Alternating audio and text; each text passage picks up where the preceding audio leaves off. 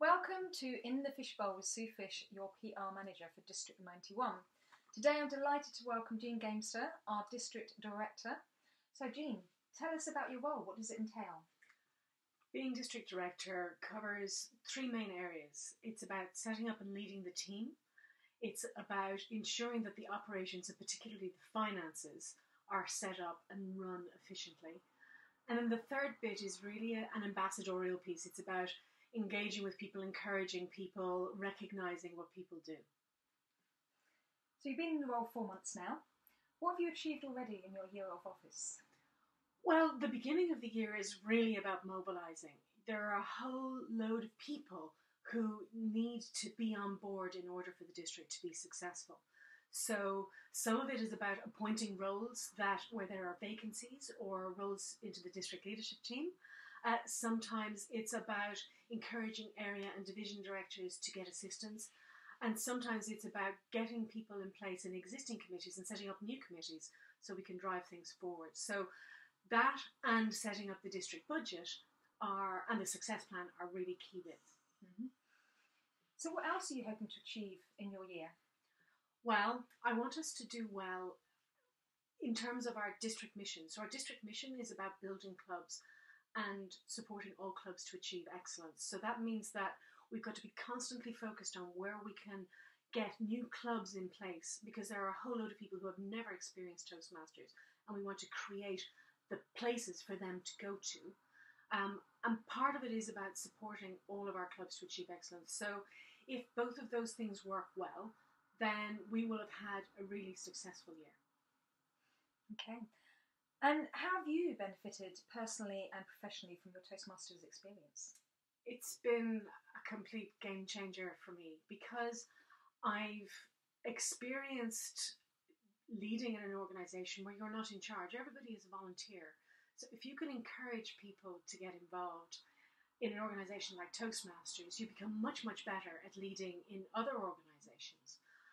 The other thing is just about confidence, the confidence to step up and take on things that you never thought you could do, the confidence to lead in other organisations, and the confidence to speak up when things need to be said.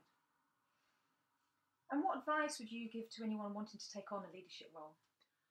I think if you're thinking about a Toastmasters leadership role, then part of it is, do you think that you can do the job? You don't have to be perfect, because Toastmasters is all about learning on the job. But you've got to have some kind of connection with what needs to be done as a starting point, I think. I think the other thing is commitment. So we're all volunteers, but that doesn't mean that we don't sign up for commitments when we sign up for roles. So are we ready to make that commitment? Stuff will happen during the year. Sometimes we'll have to step back. Sometimes we can step forward. But in general, we have to be committed. And I think the third thing is that we have to be really up for working in collaboration for other people, with other people. So it is about making things happen together, not as a one-man band. Mm-hmm. So about the team. Yes. And who's had the greatest influence on you as a speaker and leader? Well, I think there are all sorts of people that I have been able to learn from, both in Toastmasters and beyond. I think one of the examples I can think of is David Thompson, who's a past district governor, and the way he engages with people is just amazing. I can't imagine anybody coming away from a meeting with him not feeling more positive than when they walked in. So I think David is a really, really great example. And I think I've just been able to see so many of our speakers do really, really well, and I've been able to learn from all of them. So I don't think I could pick somebody out. Mm-hmm. And finally, what message would you like to share with us members in the district?